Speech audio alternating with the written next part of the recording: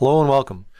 We're starting a new section. Our section is based on functions, so we're going to talk about some of the basics of functions first.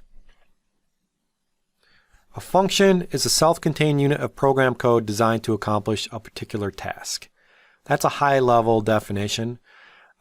Function is going to be basically something that you can invoke that helps you reduce duplication of code. But what it does is it's self-contained inside the code itself, and it has just some task that it's going to accomplish. Syntax rules are going to define the structure of a function and how it can be used. So depending on what programming language you use, functions may be defined differently. For C, we're going to talk about specific rules for C. Most programming languages support this concept of a function. And I'll tell you the advantages and why they're supported. A function in C is the same as subroutines or procedures in other programming languages. So oftentimes you hear these terms subroutines and procedures. Same thing as a function. Self-contained unit that executes some code that you can call. Some functions cause an action to take place. So we're familiar with a couple functions up to this point. We've studied the printf function, which displays output to your screen. That takes an action, does something for you. And then we've also looked at the scanf function, which takes input from the keyboard.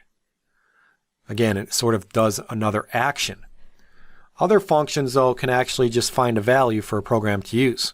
So for example, when we study strings and character arrays, we're going to look at functions for string manipulation and changing things. There's a function in particular called stir length, and that will tell a programmer how long a certain string is. It doesn't perform an action, it just gives information back to you. So functions are going to perform tasks depending on the task and what you need to accomplish in your program. It's either going to cause an action or it's going to modify a program value or return a value or tell you some status information. Advantages of functions. We're going to use functions because they have a ton of advantages. Functions allow for the divide and conquer strategy. So if you were to write down and go and write a medium-sized program or a large program, it's going to be really, really hard to maintain. It's going to be hard to test, debug, and find and fix any errors if you have a single large function. So breaking down and doing this divide and conquer strategy is going to make it a lot easier to find and fix bugs in your code. I mean, couldn't you imagine a single C program that all it had was the main function and there was 5,000 lines in it? We would have no clue how to attack that problem. It's really, really poor organization. You're not having any cohesion, and you're just kind of diving right in there to try to solve a problem. So we're going to use functions. Divide and conquer basically means that tasks can be divided into several independent subtasks. It reduces the overall complexity of the code. You can create separate functions for each subtask. And then you can even create more functions to divide the subtask into smaller subtasks. Each time you create these additional functions, it reduces the complexity. Your goal should be when you're creating these functions and using the divide and conquer strategy is to make your functions as cohesive as possible. And what that means is make sure each function is doing something very, very, just one task. Don't have a function do 5 different tasks or 10 different tasks. If you write a function that reads input from the keyboard, have it read input from the keyboard. Don't have it check a string or display output or anything like that. Functions need to be small and they need to be very cohesive. But the divide and conquer strategy is really nice because it reduces that complexity. Instead of having a main function with 5,000 lines of code, you can have many, many functions that are doing specific tasks and you can identify them very quickly. So functions are going to reduce the duplication of code. And when you reduce duplication of code, it's going to save you time when writing, testing, and debugging that code. It's also going to reduce the size of the source code. And why do functions reduce duplication of code? Because if you have a task, instead of doing that task over and over and over again and writing the same code over and over and over again, you encapsulate that task into a function and you just invoke the function. And the function will do it for you each time. You don't have any duplication there. If you have to do a certain task several times in a program, you only need to write an appropriate function once. Just like I mentioned, you don't need to write that code multiple times. So a program can then use that function whenever needed. And you can also use the same function in different programs. And that's what constitutes a library. We've been doing that. We've been using the printf function, which is from the standard input-output library. And that's only written once, and we invoke it over and over and over. If that function didn't exist, we'd have to take the implementation of that function and put it in our program and just keep repeating it. So functions can save a lot of time, and they can reduce your source code. And you can reuse them over and over again. So it's also a software reuse technique. It also helps with readability. When you modularize your program, which is what you're doing when you create these separate functions to perform specific tasks, the program becomes much better organized. Like I mentioned, if you had a main routine, a main function, and it had tons of code in it, it's going to be much harder to follow than a main routine that calls 5 functions, and those functions do specific tasks. So it helps with program organization. It helps with program maintenance. It's much easier to read and easier to change or fix any source code. And remember, the maintenance phase is the most expensive phase of the software lifecycle. This is where you're fixing your bugs, the program has been released, and where you're adding new features. The better organized your program is, the easier it is going to be to maintain. So this organization, this readability, this being able to follow what's going on in your source code, very important, and functions help a ton. The divide and conquer approach also allows parts of the program to be developed, tested, and debugged independently. When you get out there in the real world and you start working on code, you're going to notice that programs are really, really big. And there's many people working on these programs, hundreds, maybe even thousands. When you have all these people work on a program, it's much easier to work on that program if you do this divide and conquer approach. If you have small tasks that people do and it's independent. You're not touching the same source code, and you can go ahead and implement tasks much easier. And when you do this and you have multiple people working on a project, it can reduce the overall development time, which again reduces maintenance costs, reduces development costs. The functions can also be reused, which again will reduce time.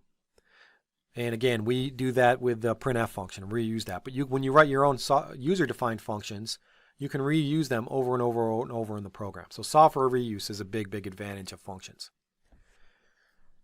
When you're thinking about these functions, the other nice thing about designing your program around functions is you want to think of it as a black box. What it means when you think of it as a black box, all you're thinking about is the input to the function and the output. And when you focus just on the input and the output, it allows you to look at the design as a whole before you start implementing. And so functions in general will get you in this type of thinking where you can focus on design. And I mentioned design is important. Design is when you start planning out your program, how you're going to organize it, how you're going to write the code. And it's important to do this planning before you even start implementation, which is writing the code. And by thinking about functions and thinking about just inputs and outputs, you can think about how the program is going to be organized and what functions you need to create. So you don't have to worry about just implementation and the details. And this is important because the first thing you want to do before writing code is just to think about design. You don't want to start thinking about implementing. A lot of issues that students have when they write code for the first time is they just start implementation. They don't even think about the problem. They don't think how they're going to solve the problem. They just start writing code. Never a good approach. When you're thinking about writing code and functions, think about it as just inputs and outputs of the function, and it's going to help you with your design. So let's look at some examples. We have used built-in functions such as printf and scanf, as I mentioned. Those are in the standard input-output library provided by the C programming language. So we're familiar somewhat with what a function is because we've used it. But we haven't gone through the fine-grained details of how you define a function or how you actually pass data to a function, nothing like that. But with the printf function, you should have noticed that it does take data. You can pass data to the function. The data is the arguments between the parentheses following the function name. We're going to have a whole other lecture on arguments and parameters to explain them more, but at a high level, understand that you can pass data to a function. And understand that by looking at the printf function. The first argument to the printf function, which is the data that we're passing to it, was a string literal. It was all those characters inside of double quotes. And then we also had arguments, which there could have been 0 or many. They were variable arguments, which were a series of variables or expressions whose values were to be displayed. So remember, if we had any format specifiers in the first argument, we would then have the variables in the subsequent arguments. So we were able to pass data to the printf function. You also should have noticed how you can receive information back from a function. Data can be returned to you. In the scanf function, one of the arguments was how you were going to store the data. And so you would pass it a variable, and that variable would have a value, whatever the user typed in the keyboard. So that's kind of thought of as a return value in a function. So functions are very valuable because they can take data into them, and then they can return data out of them. So a coding example of a function, and this would just be a function that we're going to invoke, but this is the main function. We're familiar with the main function. It's the entry point of the program. But look at how nice this is. We're calling functions read, list, sort, and average. We only have 3 lines of code. We have to go and implement those functions, but it makes the program more organized because we immediately know what this program is doing. This program is going to read a list, it's then going to sort a list, it's then going to display the average of the list. And the list contains floats. So it's very readable, it's going to be very easy to maintain. If we have any bugs in the program, we'll immediately know how to find or isolate that bug. If the bug is in sorting, we can go to the sort function. If the bug is in averaging, we can go to the average function. Very easy to isolate errors. So when we implement those functions, in the previous slide, we were just calling them.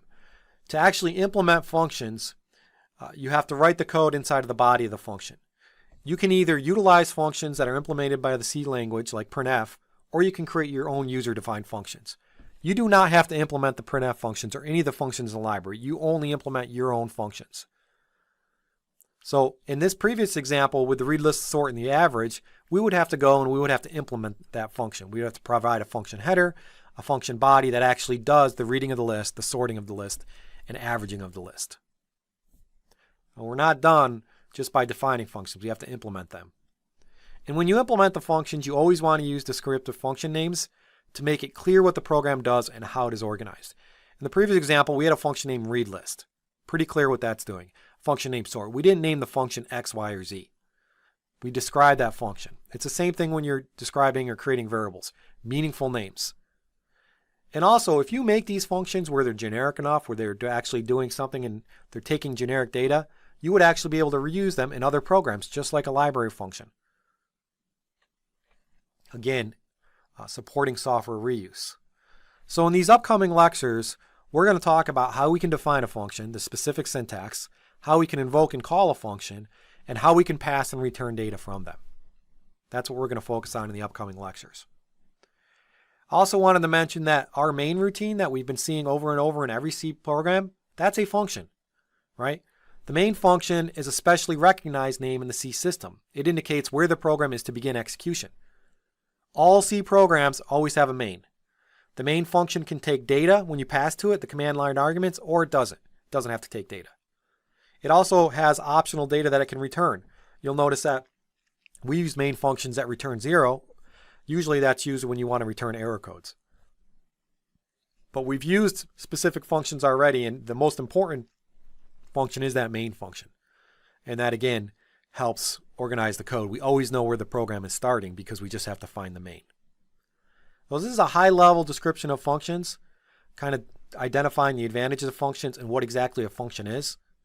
Now we want to talk about implementation. Thank you.